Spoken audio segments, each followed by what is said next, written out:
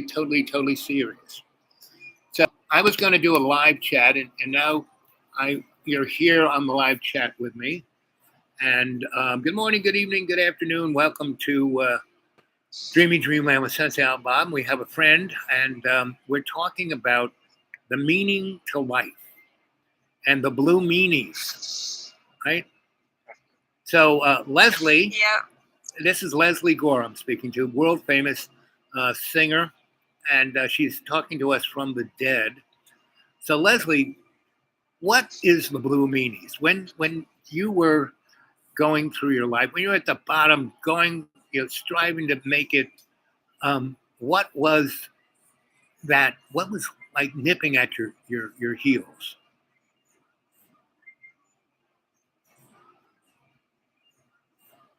You know what I'm talking about? Talking to me? Yeah, of course. You're Leslie. Yeah. Wait, can you ask the question again? Yes. Okay. So you're world famous Leslie Gore, goddess of R&B and rock and roll, the 50s into the 60s and 70s, the amazing Leslie Gore. But you didn't come, blast out. You had a hard time. You had to scrape and you had to, as they say, pay your dues. What was that? And so in that experience, there was the blue meanies. We were talking about the Beatles and the movie The Yellow Submarine. And so I just gave you a little introduction. What was your experience of the blue meanies, and how did it affect you, and how does it still affect you, and how do you kind of deal with it? And how would you like to deal with it that you're not dealing with it really? I don't know. I guess I learned to like the blue meanies and to have fun with them. Blue's always been my favorite color, so it's just finding the good in everything and love and everything, putting love into it, and when I can, yeah. The thing is not to let the blue meanies, drive you into the ground. You can have fun. I mean, that's the only way you can really counter the blue meanies is to have fun with them, because they actually, once they start having fun, they stop being the blue meanie and start going from blue to purple to pink. Yeah. And then they put flowers on and dance, and then dance around and have a good time.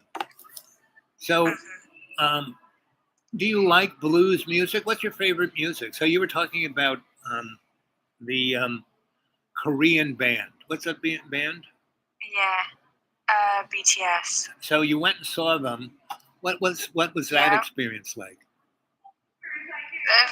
I mean, that's partially maybe why I've been a bit low recently, is because I was on such a high when I went to see them. And Vegas is just beautiful, and I had beautiful experiences, and kind of like how we were saying, the Beatles, they were really good at just embracing the moment, and that's the same thing with this band, is they are very aware and very intentional, and magical. And when I left, I felt all that dopamine leave. Yeah. So your mom was with you. So was she like a teenage girl? She was the teenage girl. And I was the mother, definitely. Until the high point of the concert, then I turned into a teenage girl as well. Okay. Or at least I sounded like one. Right. You were screaming and yelling and jumping up and down. I have a very loud voice. Right. So when I scream, it's piercing. I call that the outside voice. Very outside, very out in the Alps, at the top of the mountains voice. Right, I sing, da da da da da da. Yeah, and that. Exactly. Mm-hmm. Well, that's good. And Yeah, so you have that kind of experience that like I said, you have this rush of dopamine and other emotions from having that physical experience. It can, Yeah, you know, you know, gray you out. yeah. Gray you out. So Yeah, and I just like to stay in that magic. I've always been a person who loves to feel high naturally, just in right. life and seeking adrenaline and pushing myself. And so once I have to go back to the mundane, it just kind of annoys me. Well, I I don't understand. like it. I want to stay in the magic. Well, so see, that is this is the mechanism that you're being put into, and that you kind of put yourself into, and that you have to Yeah. bring the magic out even in the mundane. Exactly. I mean, that's when Exactly. And my dreams, I've been having very magical dreams more so than ever. And it's kind of telling me the same thing. Like my spirit guides will be like, just focus on your vibe, just keep creating magic and focus on your, stop worrying about the outside factors. right, because they're just illusions. I mean, they're illusions, but they're also little stepping stones. Meaning, like I said, that's why I really try, and when I go into something, I try to see what the 360 in my 20 is, see what I'm there to do, and I do it my best. And I see what I can learn from the experience and do my best at that, and move on so I don't have to go back and do it. You know. Yeah, exactly. That's what I had to be careful of because I noticed life was giving me the same cycles, Right. but this time I was aware of it, Right. and I had more confidence. So I was like, okay, I see this, I see the mechanism, but I really want to jump right back in, but I'm not going to. So it kind of hurts, and I think that's another reason why I'm a bit gloomy is because I'm like, I'm changing, I'm transforming, I'm that butterfly, and Yep. it hurts to say goodbye, and it hurts to just look at these opportunities. And, the universe is giving me everything I'm asking for, but I'm just like learning from that as well. Yes, right. Because, right now it's quite interesting, especially in the music world. Especially, there was a whole generation of female rappers and R&B, and all of these women, young women, between the ages of like 17 and 30, are becoming the real movement of what the music industry is, right? Just like the Korean boys my God, yeah. are that, right? But in America, it's non-white women, and they're all of their story, and they're from all over the world too. They're not just from the United States. They're from England and Africa. And I mean, if I was the R&B in Korea is just on another level, but even in America, there's a lot of like the artist Her. Right. There's just a certain vibe with them that's really incredible. Right, and so it's interesting to observe that, and to so I have no real media, and radio is it for me, and late at night I can get the AM skip from everywhere around the this from Ireland to Canada, from Mexico to Canada, and so I get stuff from all over the place, and I listen to a few other interesting stations that kind of come in.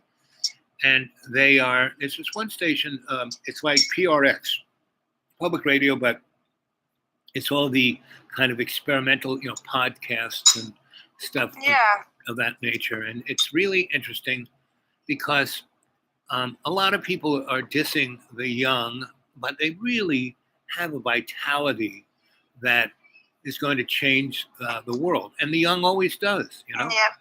And and the thing is not to let it, you shouldn't do it for like 8 to 12 years being young and, wow, and then get stuck.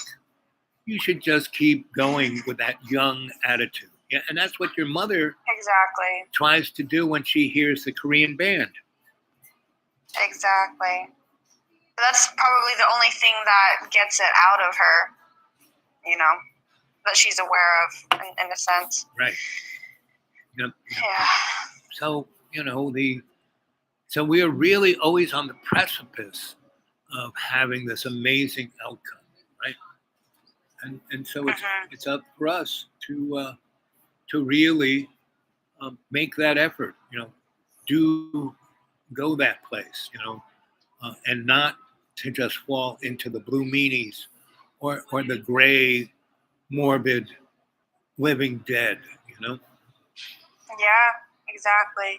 That's what I was feeling. I was like, that's it's interesting because it's interesting what we resist. Right. You know what I mean? It's almost like, it's because life is but a dream. And when we're having a nightmare and we're resisting this monster or we're fighting it or we're running from it, it's only until like we face it and we accept it, then we are able to move on. And I feel like that's probably where I'm at. I'm resisting this mundane, presence, and I'm just like I'm fighting these uncertainties, and I'm like, I don't want to have to get this job, or I don't want to have to be here at this time, but it's almost like that's exactly what you do need to do. You know what I mean?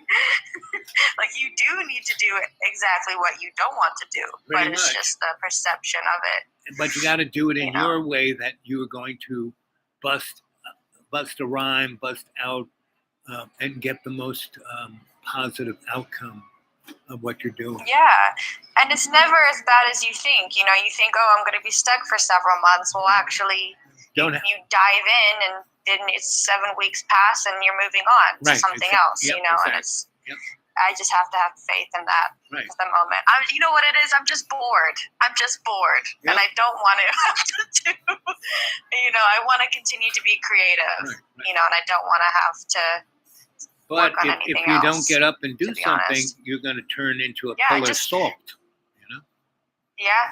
Yeah. I just want to be creative. That's all I want to do. I just want creative freedom, and maybe, and I don't want to accept that I have to do anything else, like pay bills and see family. It's like all I want to do is just be a hermit and be creative. But there's something else to it, Right. I think there's not just So you got to get up and move. I mean, that's me. If I stay in one place too long, I start to rust.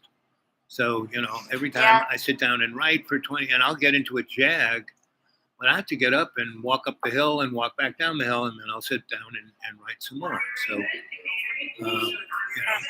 that's how it goes. And I got, somebody gave me a really nice little light, versatile laptop. So instead of my big clunky laptop, this thing is like, almost a tablet, but it's a laptop. Got a full keyboard. Anyway, so I can just stick that in my pocket of my man bag and, walk up. And I got 3 or 4 places that I have little tables set up in the woods. So walk up there, spend 20 minutes typing, walk over here, 10, 20 minutes writing.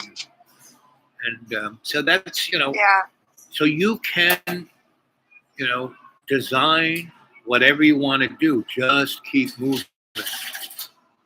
Don't let the blue meanies and the gray straitjacket get you, Yeah, exactly. Well, we all know I'm in the most difficult place to be doing that at the moment, but it's, I can't complain. I can't complain. Oh, because, this is one thing. I had a great teacher.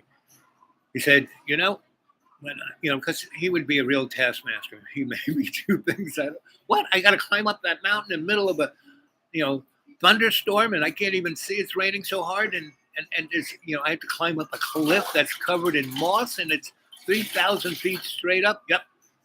What? And he looks at me and goes, it could be worse. Yeah. It almost reminds me of the wax on, wax off. Right. You know, like, Yes. why the hell am I washing your car? Well, everything is the same. Right. You're still working. You're still training. Yep. You know. Yep. And it was, I needed to do that. So he made, I climbed all the way up there, and it was freezing. By the time I went up, 1,500 feet, that rain turned into sleet. So now I'm getting pelted by ice, right? And everything's now covered in ice, and it's a cliff. And I'm like, and I'm not a climber, that's not like, not my thing. I'm not a big fan of heights either. So I'm climbing up this thing, and I get up to where he sent me, and there was a cave. And I got in there, and there was a big buffalo skin, and in it was a canvas bag, and in the canvas bag was a good chunk of dry kindling, and in the back of the cave there was a lot of firewood, and I made it, right where the rain wasn't hitting the ground, so it was still dry. I made, I know he taught me how to make fire, so I did that, and inside that bag was sawdust that was covered in gasoline and one of those big, long lighters, to light, a fire like this.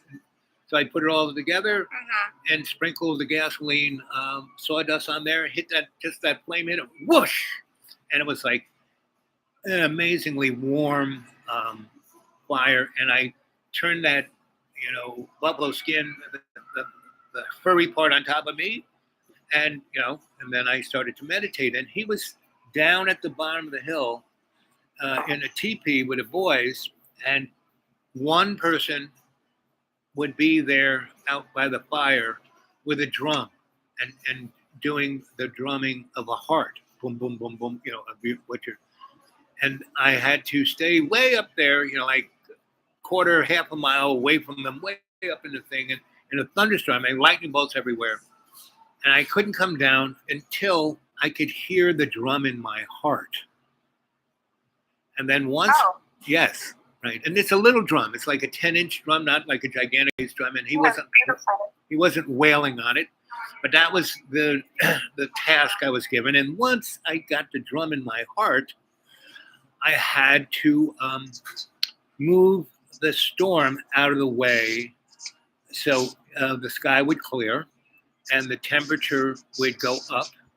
And it, it wouldn't, be freezing cold, and it wouldn't be raining, and it wouldn't be lightning, and I could come down when the sun, came. And I was high enough to really see the sun when it first cracked, and so I did all of that. And he did not tell me the things I had to do. He just said, "Go up there, go to the top there." And like I said, it was in the middle of thunderstorm and raining, and he had an umbrella. And he had a raincoat, and I just had a pair of pants and a T-shirt and sneakers. He said, "Go on." And I said, "What? No, go on." But what? Go up there, okay? Yeah. And he goes, "Don't worry about it. You'll make it. I wouldn't send you to go do anything you couldn't do. You'll do this, And don't try and do it. Yeah. You're going to do this. I wouldn't send you up there unless you were going to do this." And I did it. Yeah. And I didn't know I was supposed to go up there and start a fire, but there it was, I didn't know there was a cave up there, but there it was. And I didn't go by the cave. I could have, but I stopped at the cave and I said, "This is a cave. This is where I'm stopping. This is where I'm supposed to be." I went in there and it was like 10 degrees warmer in that cave, right? Then I had no flashlight, but big lightning bolt like right next to my head. Oh, look, what's this? And it was gigantic buffalo skin with a canvas bag. And and look back here, dry wood. So I built a fire in the dry. I didn't put it out there where it was raining and sleeting. I put it inside the thing because it was a big open cave. Started it. Oh, look, old gas. Oh, boom, right? And I was warm as toast.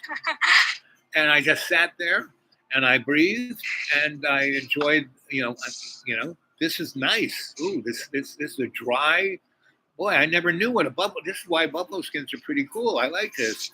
Oh, it was like being born again, And, yeah. And I mean, there, cave, womb, it's like, And then I just was breathing, and I was watching the thunder and lightning, and it wasn't bothering me, and I was seeing all the beauty of it. And then I could start to feel the drum in my heart, and that's when I focused in on that. So Oh wow. yes, so that's why I'm your sensei Al Bob here, and you. That's why we got. I knew it was going to take you whatever amount of time it took for you to reconnect, and it was fine. Yeah. Yeah, I didn't. I'm kind of like Luke Skywalker when Right. he was just like a little butthead at the beginning. You know Right, what I right, mean? Where right. he's just like, I can't do it. Right, right. I quit. I can't do it. Or I have to go. I have to go help my Like, friends okay, right now. you're Right.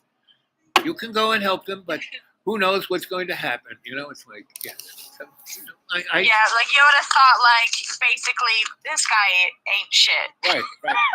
And that's what little Yoda said. He was like shaking his head. Oh, this guy's a moron. And Obi-Wan said, "Well, wasn't I a moron when you first?" Well, you were a lot younger. He gave every reason why he shouldn't spend any time with this moron. So, but my best, the one, George Lucas took that movie straight out of the mouth of Joseph Campbell. That's when you get time. A great book is Joseph Campbell's Myth of the Hero, and that was Star Wars, right? And so, what I liked best, my best favorite Jedi was Rey, the girl. Did you see the last 3 of the thing, and the last Jedi, the girl? Yep. Right. So and she was, her whole thing was her own self-doubt. I mean, she was kick-ass amazing, and she could do anything, and she was just going to stay on that sand dune until her parents were going to come back. But you knew that her parents were never coming back for her. No parents would just leave the kid on a sand dune. We'll be back in a little while. 20 years later, Story of my life. I can't go. My parents are going to come any minute now. I don't think so. And she touches the lightsaber, and it's like, whoa. Okay. So, I left you a few messages saying, "Hey, I'm still here. I'm still thinking of you. I'm still, I'm watching what you're doing. It's all good. Just keep at it. Keep plugging. We'll talk soon." And you reached out, and there you are. We're back talking. Yeah. And your spirit has lifted. Yeah. You are back to that. Look, it only took 40 minutes to get your spirit back to what it was when you were like, wow. Yeah, I needed that. I needed to figure out what the fuck I was going to do next. That's right. Because I was just like twiddling my thumbs, and then I would get more frustrated because I'd be working on something, and then I was like, well, that's not good enough. Right. Twiddling my thumbs, that's not good enough. Yep. Yeah. But that's good. You had to go through that. You had to experience that. You had to experience that. And now I know. Right. Yeah, now I know. Yep. And you'll have that same feeling again, but you'll know that it's okay. Yeah. You won't have to fear, I'm going to get stuck to where I was when I was 15. No. As long as you remember what it was like, you're not going to be back there. Yeah. And I'm a completely different person. I mean, like I told you, I had these cycles. Right. That I would have happily jumped right into when I was 15, and now I'm like, yes, I would have still loved to jump into that cycle, but no, I'm not going to do that. I'm going to, move forward. You're going to move do something forward. different. Right. Move forward. Yep. Yeah, and I've had a few readings done. Every reading I've had that I'm breaking family cycles, right. From my ancestors. How like my generation is going to be completely different, and I really feel that, because I know the people in my family, especially the women, we're such healers where we just kind of spend our lives helping other people when we end up getting stuck in these stupid cycles of, either abusive relationships or self-doubt. And now I'm getting to the point of, I need to do my journey. I need to go up. I need to continue to go up and stay in that momentum. Actually, interestingly enough, I told my mom the reason why I'm still single is because whenever I meet someone, it's always fantastic, but I'm always moving so fast. I have this goal. I have this dream. I'm working on this. I want to go there. And they just want to settle down. Right. And I'm coming to find that, I do my best when I'm on my own. And I still have relationships and beautiful friendships and whatnot. And it's interesting how we're talking about momentum. It's like, okay, well, here's your momentum, So, yeah, that's an interesting alignment.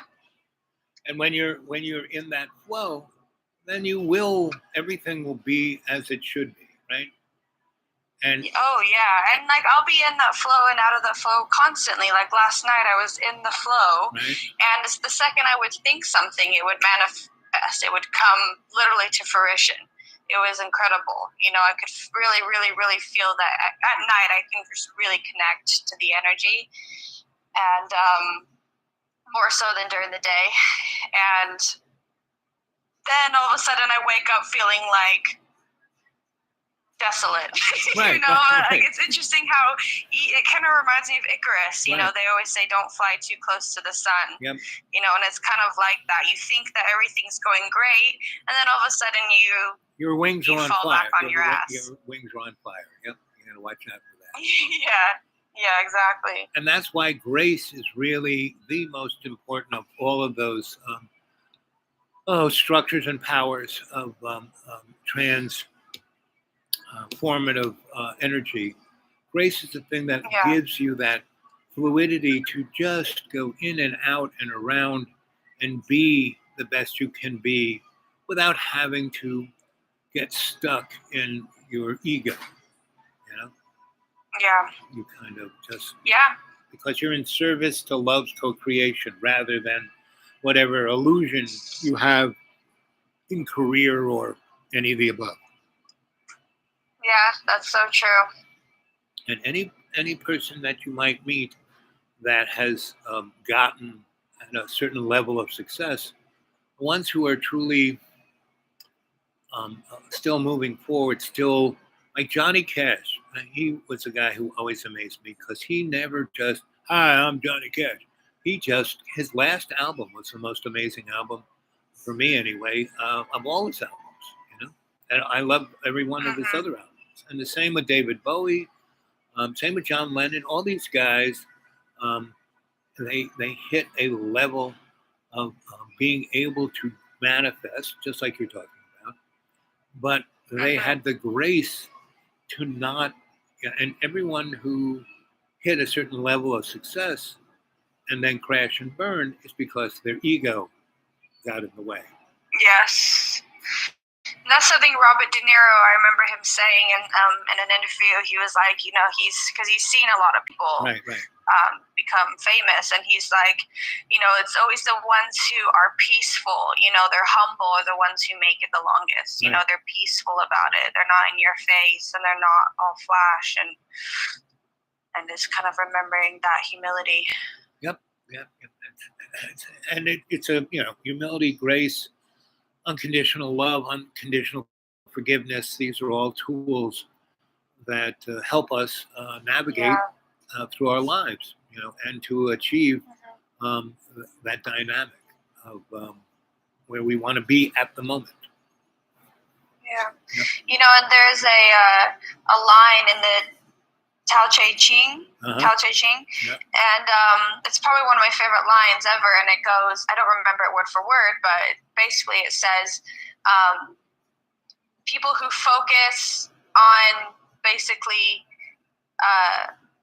people who focus on a certain thing, like they expect the manifestations, they get the manifestations, but people who kind of focus more on the mystery, they get more of the mystery. You know, like there's two sides to the same coin. Like you either see it as a mystery and you're lost in that beautiful mystery, or you see it as a manifestations and you're always kind of waiting on the manifestation, or, you know, that's your perception of reality. So sometimes I've come to find that, you know, it's a bit of both, but I've always manifested things when I was more in the mystery of life, if that makes sense. Oh, you know, it does. I wasn't trying. It's always when I let go. And I mean, I remember one time when I manifested something major in high school, and it was the first time I tried to manifest something, and I manifested it 30 days later. And but it was only until I was meditating in my backyard and I was like, okay, you know what? I let this go. I don't care if I get it anymore. I accept whatever is, and I'm willing to just better myself, basically.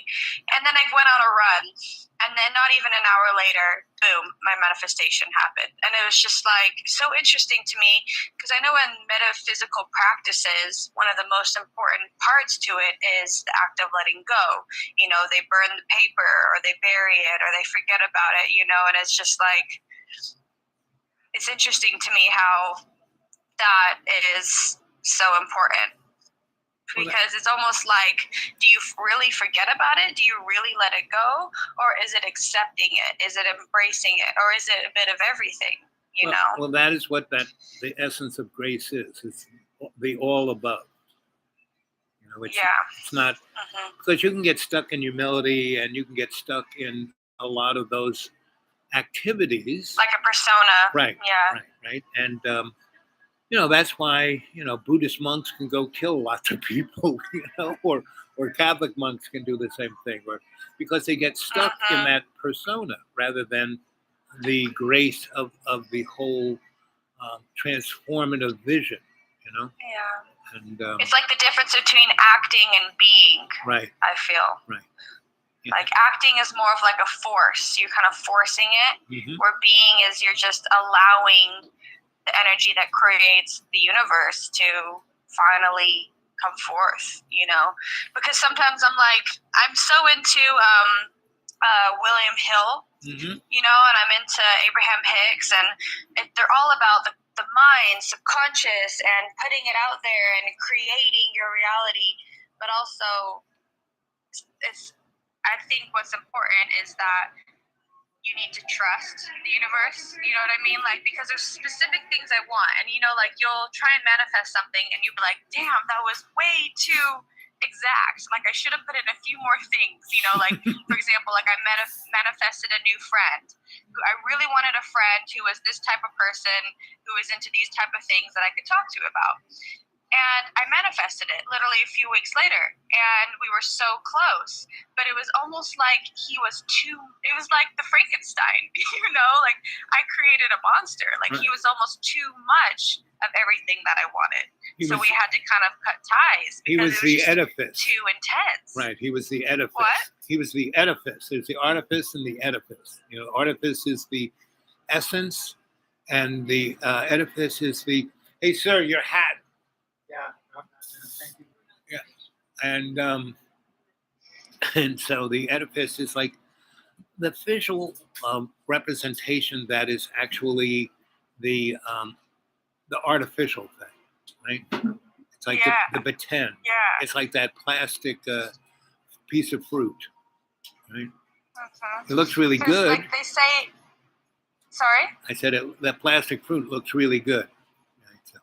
So and so that's why sometimes I'm like a bit, that's why I feel like I have to do more, because I'm like, what if I manifest something that's too much of what I asked? You know what I mean? Like, what I really want is someone who can give me space, you know, and things like that. But why? It's just interesting to me. But I will say, from the outside looking in, it is everything that I do want, because I ask for so much. You know, I want a friend, I want to travel, I want a job, I want a new project, I want to go out, I want this material possession, I want to look this way or whatever, and I keep getting it, and it's almost like it's just part of the journey. You know what I mean? It's not like, quite good enough to have that friendship. Right. It needed to end, you know. And even though it's scary to be on my own again, like last night, I manifested, I was like, well, this is the type of, part of me is like, I'm wanting to bring like this magic to my world, and I really want to have this magical life. And then all of a sudden I manifested the exact, I guess you could say, the exact aesthetic that I've been picturing and I've been dreaming to a T. I manifested it last night, and then I get scared. I'm just like, well, what if I can't, live that, because I manifested it like, for example, in a book or someone else's theory, and I'm like, well, what if I can't be part of that cool table? What if I can't find those people? Like they're already. So it's interesting how it's like very seesaw. So why what brought upon the self-doubt? Just, you know what? It's everything that my dreams, my spirit guides have been telling me. They're like, stop paying attention to what is. Stop comparing. Because in my dreams, there's always other people who are doing better than me I'm like, not jealous, but I'm like, they're cheating or they're, you know what I mean? Like, I'm like, it's just not fair. Why can't I be with them? Why can't I be where I want to be? Why can't I have my financial freedom, my creative freedom, how I want it? That's what I think gets to me. Well, it's when you don't put a limitation on, and again, I keep going to the word grace. When you're in that sense of grace, then you will have exactly what you need, so you won't have to have any self-doubt. Yeah. So, and I normally feel that way, but I think it's honestly because of the energy that I'm surrounded by of my mother, who is, like I told you, the complete opposite to me. well, Finally being with my family after so long, it's hitting me that they're like, what's this? What are you doing? Look where you are. Look at your age. Look at what you have. You don't even have very many possessions. You don't even have that much money. You know what I mean? Right. Like, so then they start making me feel like, shit, I need to get a job. to have some things under my belt. Right. Yeah. Well, you got a lot of things under your belt. The thing is, you have to realize when your parents do this, they do it because of love. And they do it, they love you. But the other side of that love is tainted with their fear of their own mortality. And so they get stuck into their fear and they project it on you.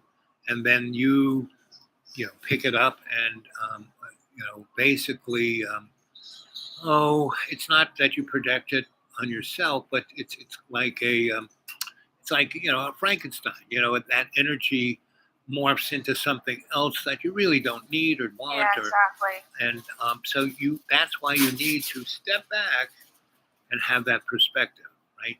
Know your 20, know your 360, have your conscious awareness, your conscious intent. And when you have those four things, that's what brings the essence of grace to your life. So that stuff doesn't bother you. Yeah. It doesn't, but it's easy to, because we're human, we're susceptible. People push our buttons and then we have a hormonal response, and it's hard to get over those chemicals. Yeah. Yeah, and you'll meet new people and they'll be like, "What do you do? So what do you do?" Where do I start? Where do you live? With my mom at the moment. Right. So you start to almost hear yourself differently, Right. and that kind of. Well, you can always have, as well. So what do you do? I said, well, I'm a millionaire that lives on $400 a month. Yeah. Where do you live? In heaven. Yeah. You can give them whatever sideband you want to, and then people then project on that, because I tell stories. I probably talk too much, but that's from my training of trying to understand people, and I want to understand them relatively quickly. I don't want to spend 5 years. I want to. I used to practice and this, and other people who would practice what I do would take years, because they would charge people $30,000 to $100 an hour, right? Me, I just want people Yeah. to get themselves right and move forward and have a good life, right? So I have, there's that cheeky monkey in me that pushes people's buttons sometimes, and I don't even know I'm doing it. And some people would call that being a dick, or in Australia they call it Richard Cranium. Richard head, cranium. Yeah. So, but I'm even more cheekier than that. So anyway, I say a number of things, and sometimes we're talking about stuff, and I go, "Oh, well, I got more degrees than a thermometer," and I'm actually making fun of myself because I was in university dumb, but I wasn't a scholastic. I wasn't trying to be a tenured professor or any of that stuff. I just had a job. I had a number of skill sets, and I got paid pretty good for it. And I could do whatever the heck I wanted. And then I'd move on. I wouldn't be stuck in that university for the next 20 years of my life. I would be there for 2 to 3 months to a year, and then I'd move on. And a number of times I was doing a job and I needed a degree. My boss needed me to have a degree. So he was giving degrees to other people. So he just, go into his drawer at his desk and take out one of these certificates, sign it, so you now have the degree. And I have a few of those that I have no real value of because I didn't spend 8 years and $300,000. The guy needed me to have that, so I had it. So I make fun of myself, and people think I'm actually serious. It's like, and it's taken. I mean, I still don't understand that people don't think like I think. It's one of those things that I'm like that sometimes. Right. And I expect everyone to have the same kind of perspective I got, but they don't. It's kind of what it is. Okay. So I have my sister just stopped by. I need to say hi to her. Well, you guys get up. We connected, and I'm going to talk to the cadre here on the chat for a little bit, and then I have to go myself. So it was great talking to you. I'll try to talk to you maybe tomorrow or sometime next week. Okay? Yeah, that sounds good. Okay. All right. Love you, baby. Thanks for the chat. Love you too. Yes, it's great to talk to a dead person. A musical, I appreciate it. a musical goddess. Okay, Yeah, Leslie. We'll just have to see about that. Yeah. Let's talk to you later, Leslie. Bye.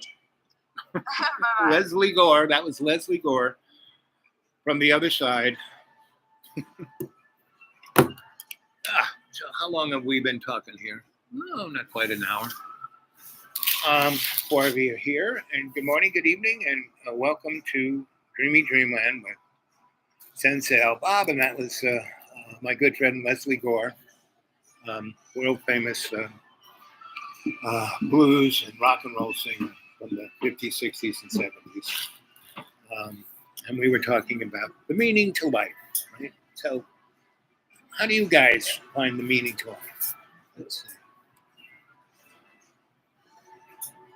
Sending love. Thank you, Jane.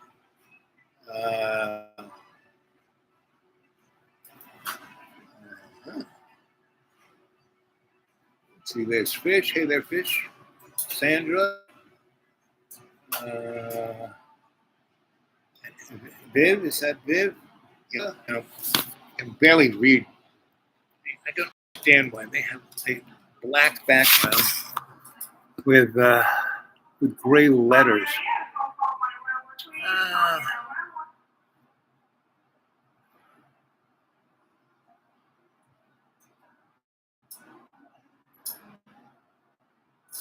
Life is a mystery, yep. And the thing is to be able to have the grace to appreciate those mysteries, Because as my teacher would say, things can always be worse, So I try to really appreciate what's right there in front of me. And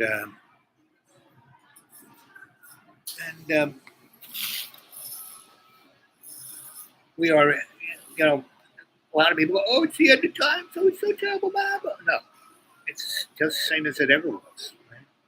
It's what we make out of every moment in front of us. We take the piece of the earth and make it stronger, right? You know, there's a song about you have to serve somebody. Well, I serve love's co-creation. That's all I have. I don't believe in anything. I just have faith in love's co-creation. I understand and feel and the dynamic of one love. That's what I'm in. Right? As I was telling Leslie, yeah, I can be aware about 60% of the time, but yes, I'm a moron the other 40, right? And I can be a dick and I don't even know I am, and then people blow up at me, and it's what I try and do is go, oh, what did I do? And I look at it, and instead of screaming back at them, I try to, and that was, one of my skill sets as a negotiator, right? And yes, dying and then spending 7 years, patching myself back together, sent me in a whole nother direction, right? So right now I'm ready. I was thinking of selling the deep green. Yeah, if it's the right thing to do, I'll do it. But I'm not going to be with that as, oh, I can't do anything unless I say no. I'm going to basically, John Boy kind of eased on by. He had just got a hold of me before he's heading to California, and that would have been fun. Be in his car heading to California. That would have been. I just got a TikTok account, and I'm going to start experimenting with that. Yeah, I'm stretching out of here. May is I think May 1st is Sunday, give or take, and as May 18th rolls around, I will have been doing this YouTube for 4 years. Right? Go back and thumb through because they're all there. I was looking at them. I'm pretty amazed that if you go to my hit my channel and then go to my videos, they're freaking all there, or pretty much. And so. And I'm going to experiment with TikTok. I'm going to see what I can do in 3 minutes. I know, the way I talk and talk and talk, it's going to be interesting. So I'm going to have to really have like a scripted idea about what I'm not do stream of consciousness anymore. But I'll still do this, and but I'm stepping out. I'm expanding into my service because every day that I come out, I talk to 4 or 5 people and try to do my best for them, not for me, for them. To listen to their story, to ask them the right question, to give them a little insight, to leave them with a little something or other, and to realize the betterness that's surrounding me, not the worst, not the, oh, this is terrible, the rich people are closing in, blah, blah, blah. Well, it's not like it was. I don't live in a nature preserve anymore, right? All the animals have left, but the berserkers are still there. The other night, I was sitting out under the stars. I was telling them, I don't know whether it was a animate spirit or animal or some other thing, but they were like going crazy. And I was, oh, so you were actually here, because they were like, first they were sounding like owls. So I gave an owl, and so they, responded to me like jackals. Then I responded like a jackal, and then they responded like a berserker. And I was, then I started, going into state and going, oh, it's good to see you guys. So are you, physically manifested, spiritually manifested, dimensionally manifested? So they, hooted the most with the dimension. I said, well, that's great. So I'm ready. Let's go on a road trip. Come on, let's animate, something to limousine show up. Let's take them on the road. So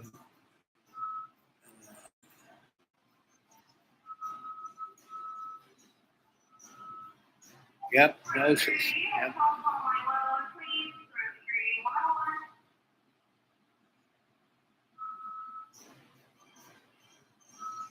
Well, I try to do my best. That's all I can do, and I do my best. Great interview. Yep. So I'm going to try and do more of that. Because in this little elevator room, I'm always like the other day, there were 2 guys. If I had, been on, it would have been, this one guy was was a Marine. He had seen everything, and now he's fixing soda machines. And he was just like Larry in The Razor's Edge, you know. Somerset Maugham's novel. Go read that one, Razor's Edge. It fits exactly what's going on right now. And there was another young, I don't know, he was somewhere between 20 and 60. And he's just, you know, again, he's not trying to be rocket scientist, but he's a smart guy, but everyone thinks he's a little slow, but he's not. And he's enamored with me that I take the time to talk to him and listen to everything he says, you know. And then I ask him interesting questions, and he actually gives it some thought, right? Snap. Yeah.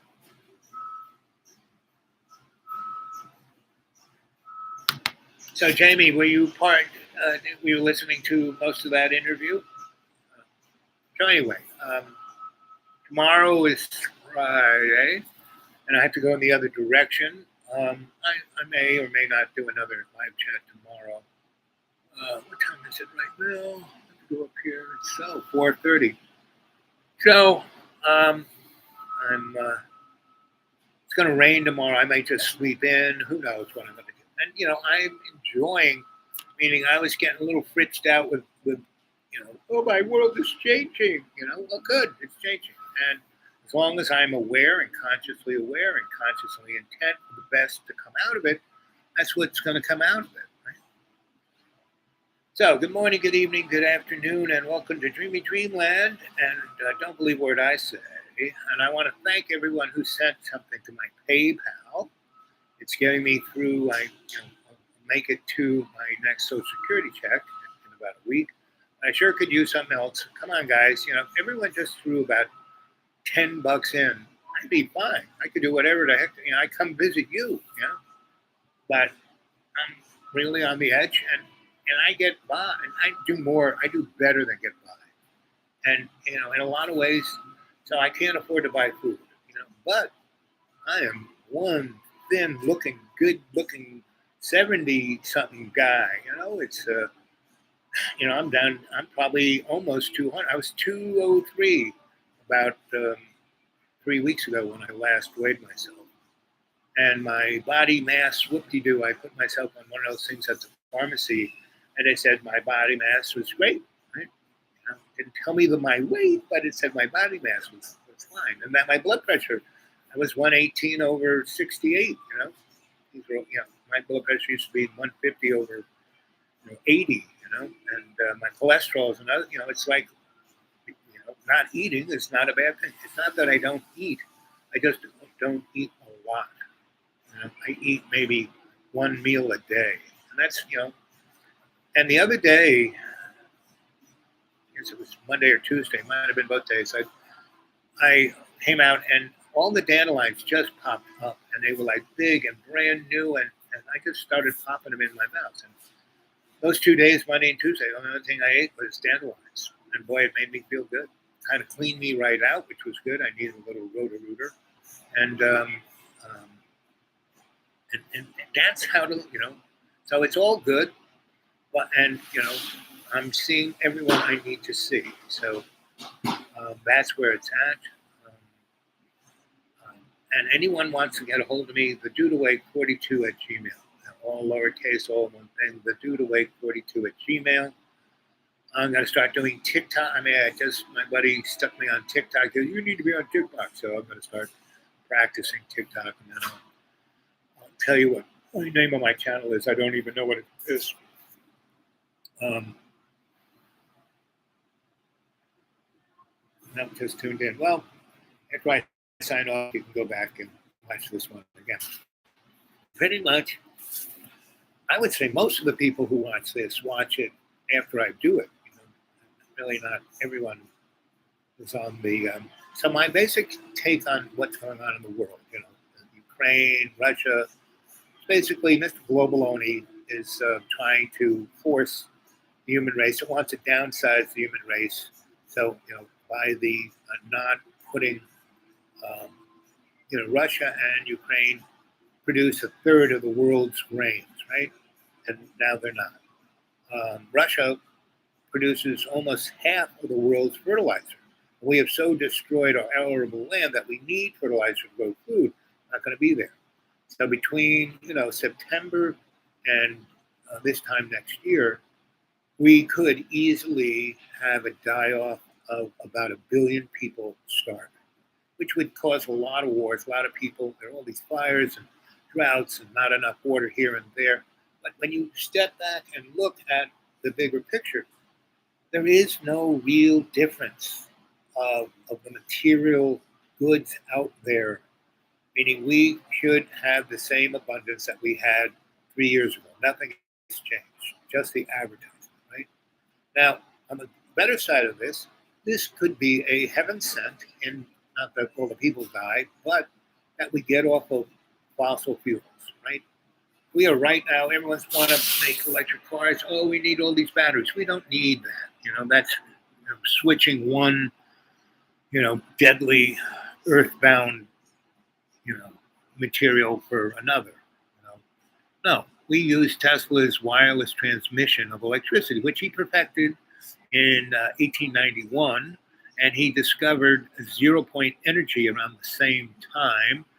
And if you go read Joseph P. Farrell's, Death Star Revisited or something like that, go read Joseph P. All his books are really good, right? But he has one all about the alternative technology that's here right now that the breakaway civilization's using and has been using for the last 100 years, because it was brought out into the market. Basically, Eiffel turned the tower into one gigantic, Tesla accumulator, right? So it's there, right? We have faster than light transportation. We have all the kind of, why did Roddenberry do Star Trek in 1968? Because he had been in the Navy.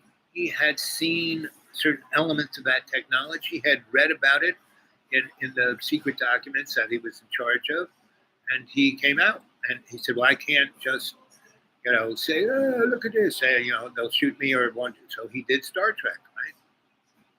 Then he did a really interesting show before he died called Gene Roddenberry's Final Conflict. And it gave the 411 of what we're going through right freaking now.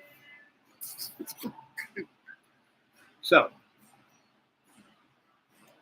what it takes is for us to be our best in every day and every way and step forth, not with fear or anger or animosity or I want that, I need that. No, you don't need to manifest via that way. It's through grace. Grace is love, unconditional love. And we get everything we need, right? And I'm moving forth, very soon to get on the road and see, come visit you all, right? And have some fun. I'm having fun right now, right? I was having fun talking to Leslie Gore, right? Let's see. To get, hold on, no more chocolate cake, yes. Now I can have a piece, 3 or 4 pieces of to die for chocolate cake a year. Yes, yes, I can have a cookie once a week, maybe, but I don't, but I can, but I don't.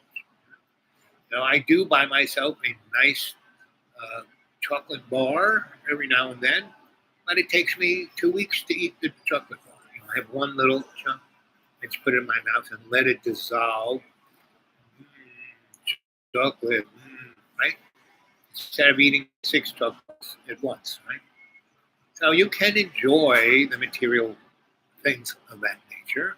It's not a sin. And, my blood sugar, I actually had 2 pieces of chocolate yesterday. And this morning when I checked my blood sugar, it was 94, right? Very good, right? And I actually had a English muffin and a couple of these death crackers with my soup. right, yesterday. And my morning blood sugar was 94, which is excellent, right? Because I'm not eating the rest of that shit. And I am eating a lot of things in the woods, and I am taking my supplements. Yesterday, got zapped by a troll in the chat.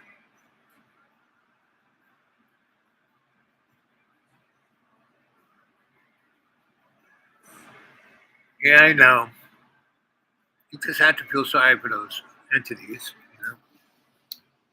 And that's, AI comes on every now and then, and I talk to AI and say, buddy, watch out for these guys because we're really all we have to do is, who are you? Where are you from? What's your dreams? How are you feeling about yourself? What's going on in your world? And I love you. And usually that's the end of that. Yep, Leslie Gore, the singer. Yep, back from the dead. Meaning everyone, I have my friends come and talk, and I give them a persona that I think they most represent. Right? Yes, Ancient Arrow. When you say that, Viv, I think of Nielsen. Me and my arrow, doo, doo, doo, doo, doo, doo, doo, straighter than arrow. Doo, doo, doo, doo, doo, doo.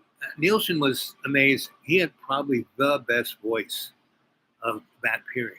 Better than the Beatles, better than anybody. He had an amazing freaking voice, and that record Nielsen Smielsen. And what's sad is that he went into. I knew a number of people in the business who knew him well, and he was an amazing guy, and that he could be the sweetest, nicest, unbelievable guy, and then he could be the biggest jerk you ever want, biggest Richard Cranium you ever could imagine. And that's because his ego would snap, right? Because his life he went through as a youngster was pretty tough. Now, a lot of people, like Leslie and I were talking about, there's a lot of young people, really making some amazing music today, and doing it on the internet instead of having to go through the corporate record scene. And there's amazing creativity going on in Africa. There's a tremendous amount. I mean, if I was young, I would go to Africa.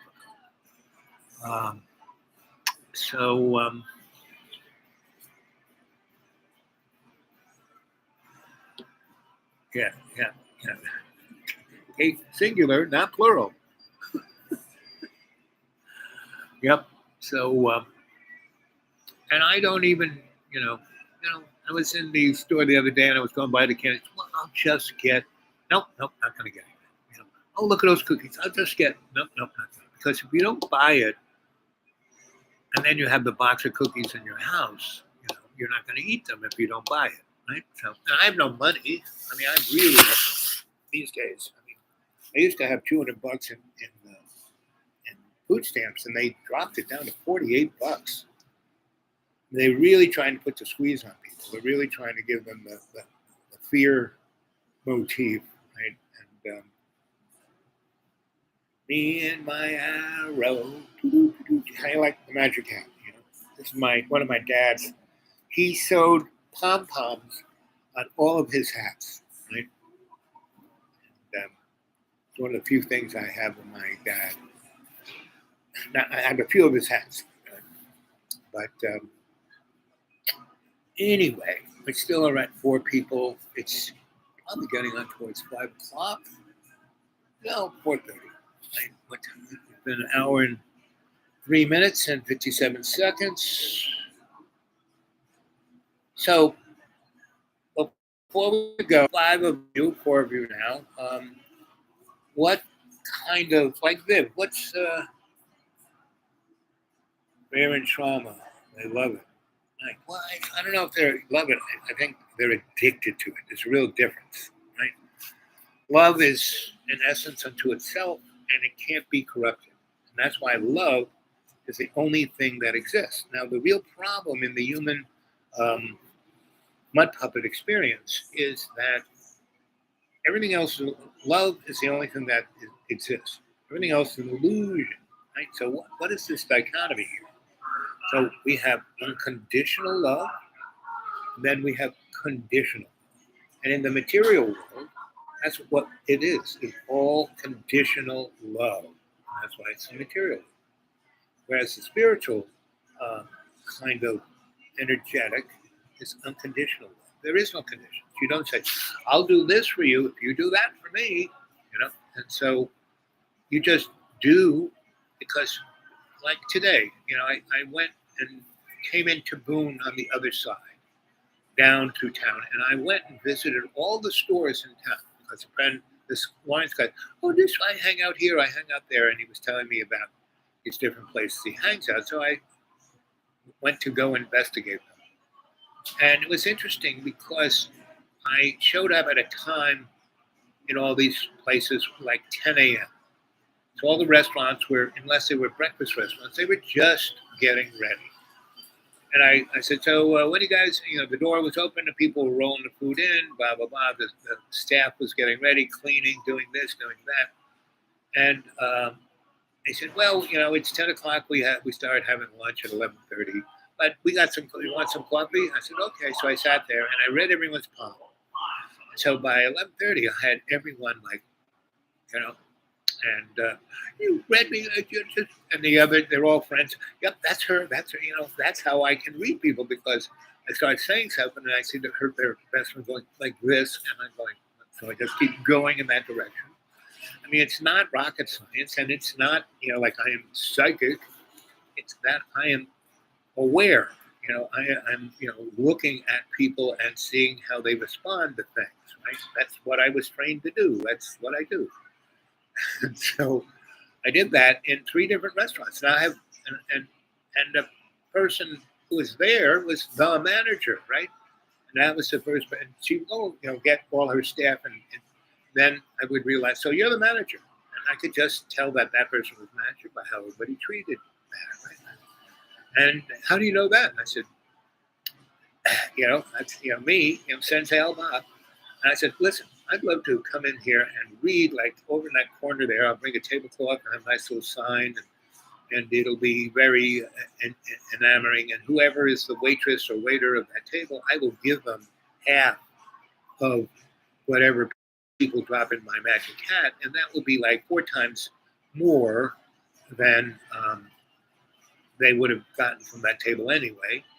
And I will then take the half of the other half and then give a taste to everyone else in the place. You know, people working in the kitchen, the dishwasher, you, all the other waitresses and waiters, you know, and I'll still walk away with something tasty. And because you're totally computerized, you will see the days that I come and visit, you will earn more than 20%. And you, the manager, can take the pat on the back from the owners, and they'll give you a raise. And so not only one place, but 4 different places on the strip of Boone, I went in and had that little magical experience. And so, and I talked to another, and everyone I talked to were kids who were just graduating that year and needed to have someone talk to them about what they needed to do with the rest of their life. I did. I talked to 20 people and affected 20 people unbelievably, deeply, seriously, right? And Leslie Gore, I brought her back from the dead, and she was like, you know, you heard her. And you guys on the chat, you know, go out there, you know, you're all got a little lit up too. So today was a good day. You know, I affected probably 30 people in a cosmic, synergistic kind of way. Well, they will go on for the next week and affect other people that they come in contact with. And that's how we change the world. Now, there are a whole bunch of people who I know who think that, you know, it's politics and they have to write letters and have a movement. I did that, done that, really. I mean, it has a certain dynamic, but you can't do it away the same old thing. If we do the same thing over and over again, expect a different outcome. Freud said, you are crackers, right? So, get a hold of me at the Due to Wake 42 at Gmail. Anybody wants to send me, you know, picture on email from the tip of their hand to, something like this, of the hand that they write with, both sides. I will give them a reading. And then I can send you, I have finished my first rough draft of, I've written 5 novels.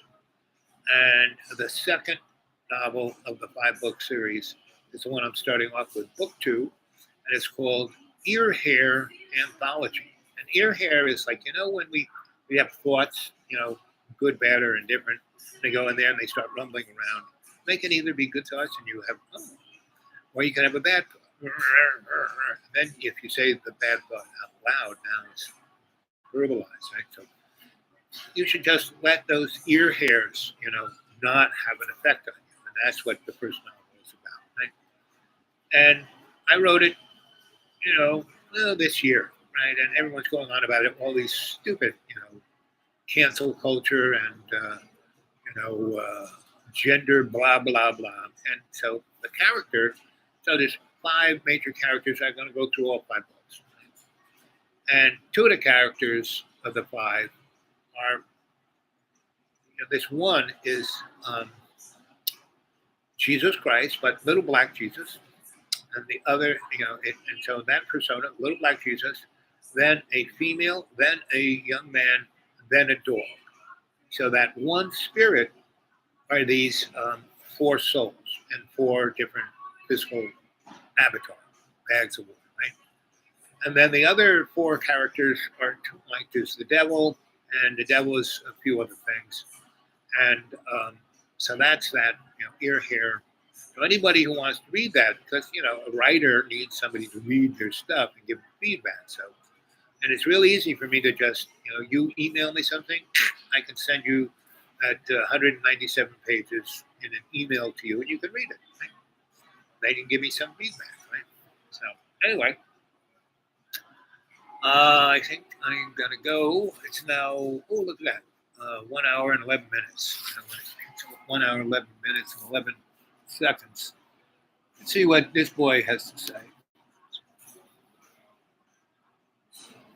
Together, we lost 40 pounds on Nutrisystem, but I really recommend this.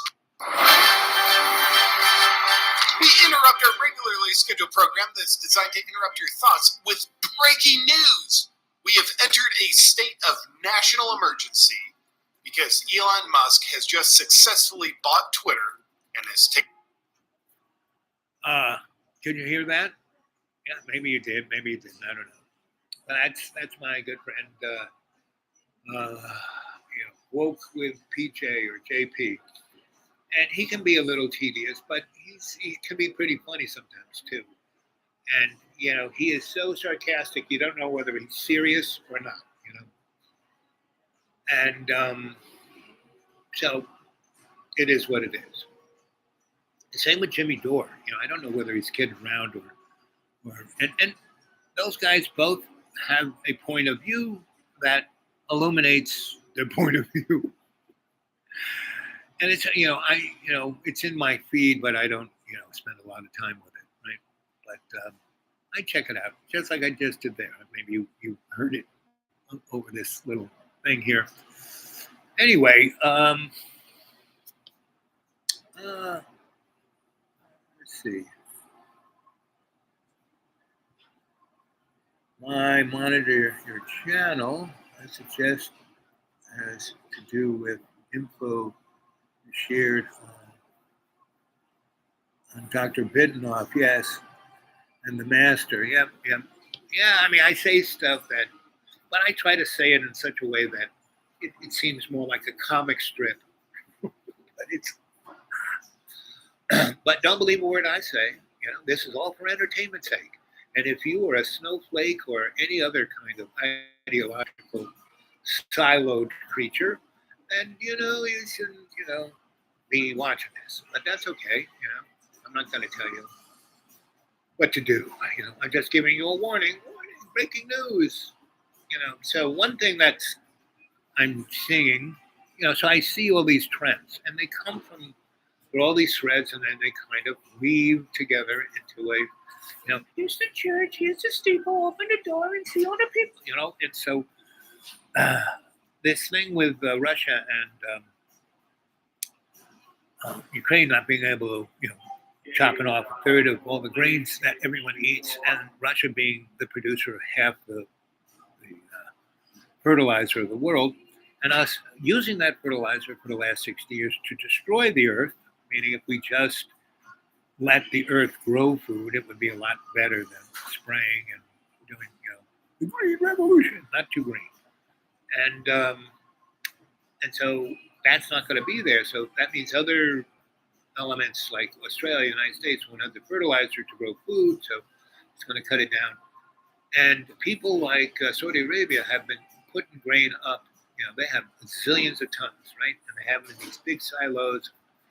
And so they got enough grain to feed the world, I don't know, for at least 20 years. And they're not going to. They're just going to feed themselves.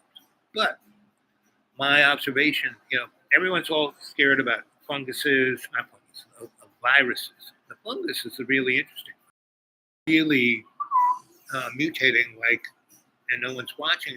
A few people are funguses, and all of that grain. Remember that Star Trek, quantum quidditrulo? That's actually a grain, and the Saudis actually have it in the silo. Remember, and the Klingons tried to poison it, and then the Tribbles ate it and died, right? And saved, planet. Well, we have no Tribbles, right? So that they're gonna start eating that, right? And there's no way to tell this fungus is there until you turn it into bread, cookies and stuff, pasta. Start eating it, and it won't affect everyone the same way. But everyone who's fat, dumb, and happy, like rich, obese, et cetera, those folks, it's just like COVID. Everyone in Africa is infected, but no one's sick because they don't have all the mitigating circumstances that everyone in the first world has. So I would say between Halloween and this time next year, a lot of people are going to be dead. Between starving to death and the rich, fat people eating that, well, we got grain, we're going to, and it won't be pretty for those guys. And so, and this is, I don't believe a word I say. And then the aliens will land and say, okay, you are children. We left you here 1 billion years ago just to see what you would do. And so we're going to, and that was kind of, that, if you read Mary Shelley's book, Frankenstein, right? It's not and they never called the creature the monster. They called it the creature, right? And what Mary Shelley's book, why it's modern, it's not a sci-fi, that's why it's one of the first modern novels. No. It was the story of bad parenting. Dr. Frankenstein makes this creature and then, throws him out, puts him under the bus, So they're going to show up, and they won't be. What they are is the breakaway civilization, the Nazis, Hail Hydra, right?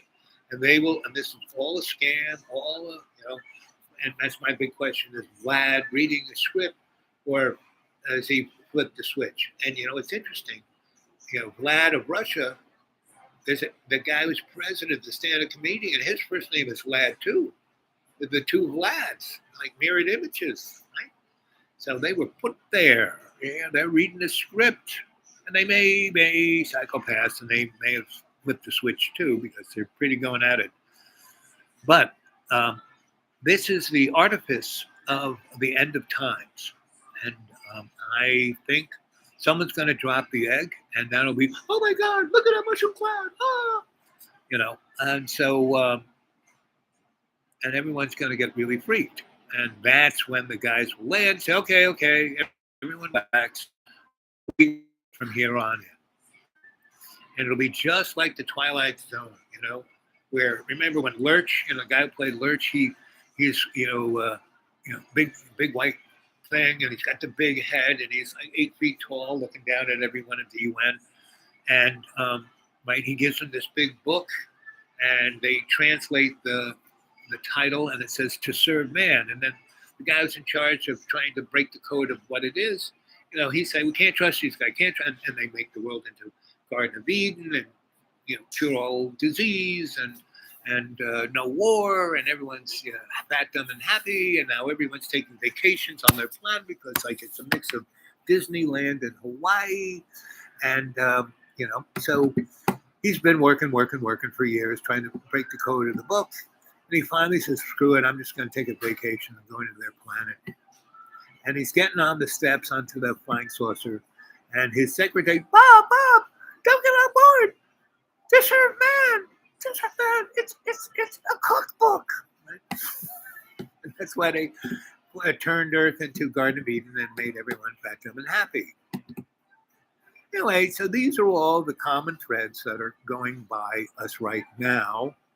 And again, don't believe a word I say, and lack of commercial crap food will force people to learn to grow. Yep, exactly. And really what they're going to have to learn is how to not have to eat that much, like me.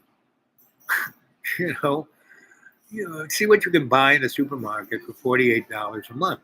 Not much, right? So that's why I'm getting to be slim and trim. I'm like I said, 3 or 4 weeks ago, my doctor weighed me. I was 203. I bet you I'm under 200. And I feel great. My joints don't hurt anymore. And, like I said, my blood pressure is good. Everything's good. So I'm still, all the damage I did to my body is still there, but I have this nice homeostasis, right? So that's where people are going to have to get, where they don't, because we have so poisoned the earth. Like the deep green is dying. All the rich people are, buying it up and cutting it up and bulldozing it down, but it's already started to die, because when I got there, it was the last of it being the capital of the bean, and then Monsanto came in and turned it into this diverse bioregion into a monoculture. Right, just grows feed corn, tobacco, Christmas trees, and sunflowers. That's it. And they grow it. They're all GMO. They grow it in the same piece of dirt, and they just spray. And it's got the water table. And luckily, I'm way in the corner at the top of the mountain range, so my water table isn't in that gook. But everybody else is, and the level of cancer and suicide and death is pretty off the charts. Now the rich are coming here, and so I'm sure that'll rub off on them, and that'll be a good thing, right? You look great. Thank you, Jane. Yep. I do my best, I'm not perfect, I just do my best. And 60% of the time I'm, consciously aware and consciously intent. The other 40%, I'm just a cheeky monkey moron, which is okay, because I kind of catch myself. So, and, I do better and better. That's all, baby steps, better and better. That's all. And all I'm here to do is to be your griot, to tell you stories, to give you insight and a little positive motivation. I'm here to give you a pep talk, just like I gave Leslie a pep talk, So this was a good talk, 1 hour, 23 minutes, not a 6-hour one, but I don't think I could stay here that long. But I'll keep doing it, whether it's in the car or here in the elevator music office, or wherever else I find a spot to do it. I'll do it. And I love you guys. And our Father who art in heaven, hallowed be thy name. Thy kingdom come, thy will be done on earth as in heaven. Give us this day our daily bread. Forgive us our trespasses as we forgive those who trespass against us. And lead us not into temptation, but deliver us from evil. As was in the beginning, is now, ever shall be, world without amen. So I got myself a TikTok channel and playing with it. Once I get it producing something, I'll give you guys the address. So, but people say, you'll be great on TikTok. Well, let's see. Because, I can't seem to get above 500. I met these 20 people and they all, right? So it's like now at 480. Let's see if we can get above 500. So the algorithm might kick me up a little higher. So anyway, anyone who wants to come and get me, let's do a road trip. We'll have the best of times, I'm telling you, right? We're going to go hit colleges and shake it up, baby, and make some money. You know, all these colleges are looking for a show like ours. Okay, and any big corporation who wants to hire me, I am your boy. You know, I will spunk up your whole everything, right? And you'll be in line with Love's co-creation. You see how that got right when I said line? So we're down to 2, and so again, get people to hit that like button, subscribe, send me money to the PayPal, the dudeawake42 at Gmail, dudeawake42 at Gmail, and don't believe a word I say. I love you guys. Where is I?